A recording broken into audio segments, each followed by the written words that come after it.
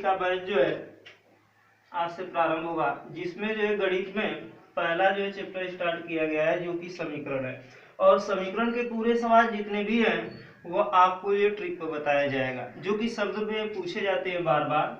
जिसमें सबसे पहले तो आप जानेंगे कि समीकरण क्या होता है। समीकरण किसे कहते हैं कि जब दो पदों के बीच संबंध को बराबर चिन्ह द्वारा दिखाया जाए तो यह पूरी प्रक्रिया जो होती है उसी को ही समीकरण कहते हैं। जैसे एग्जाम्पल के रूप में ले लिया जाए, आपका जो है 4x माइनस जो है 5 बराबर 6, तो यह आप देख रहे हैं कि यह बराबर के रूप में लिखा जा रहा है 6, तो यह आपकी पूरी प्रक्रिया जो होगी उसे हम समीकरण कहेंगे। अब देखिए समीकरण आपके दो प्रकार के पाए जाते हैं, जिसमें से पहला आपका समीकरण है जिसे हम कहते हैं एक चर वाला समीकरण, और दूसरा होता है जिसे हम कहते हैं दो चर वाला समीकरण। तो एक चर वाले समीकरण किस प्रकार के होते हैं, जैसे देखिए यहाँ पर एग्जाम्पल दिया गया है कि 4x plus 9x minus 7x बराबर जो है आपके 4।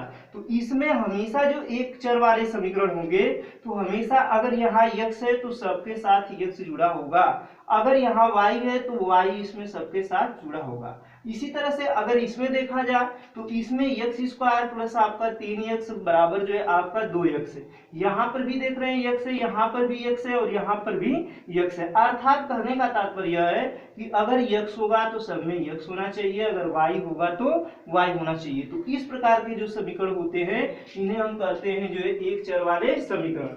और दूसरा बताया गया है दो चर वाला समीकरण। दो चर वाला समीकरण क्या होता है कि जिसमें दो चर हों, जैसे यहाँ x है और यहाँ पर y है, हमेशा इसमें दो चर आएंगे, ठीक। तो जिसमें दो चर आते हैं वे आपके दो चर वाले समीकरण कहलाते हैं, और जिसमें एक ही चर केवल आते हैं वे आपके कहलाते हैं एक चर वाले समीकरण। जैसे कुछ प्रश्न को जो है हल किया जाए, जैसे यह प्रश्न बार बार परीक्षाओं में पूछा जाता है कि यदि दो अंकों की संख्या और उसके अंकों को पलटने से बनी संख्या का योग 99 है तो संख्या के अंकों का योगफल क्या होगा। तो आप जितने भी सवाल को हल करेंगे वह केवल जो है ट्रिक के माध्यम से हम बताएंगे, और ट्रिक के माध्यम से ही आप इसको हल कर सकते हैं। जैसे यहाँ पर इसके लिए ट्रिक क्या होता है कि संख्या के अंकों का योग बराबर संख्याओं का योग बटा के 11। तो यहाँ पर प्रश्न में अगर संख्याओं का योग हमेशा जो है दिया होगा, जब यह ट्रिक फॉलो करेंगे तो उस समय अगर इस तरह के सवाल होंगे तो हमेशा उसमें संख्याओं का योगफल दिया होगा। तो इसमें संख्याओं का योगफल कितना दिया, 99। तो यहाँ पर जो है हम संख्याओं के योगफल के स्थान पर 99 रखेंगे, और हमेशा इसमें करते क्या है कि 11 से भाग दे देते हैं। तो 99 में 11 की भाग देंगे तो यह आपका 9 प्राप्त होगा। तो इस तरह से आसानी पूर्वक जो है इस सवालों को हल कर सकते हैं। लेकिन जब इसे विस्तार लगाना होगा तो पहले जो है हम संख्या को मानते हैं कि पहली संख्या x है, दूसरी संख्या y है, और फिर इसके बाद जो उसके द्वारा हम संख्या को जो प्राप्त करते हैं।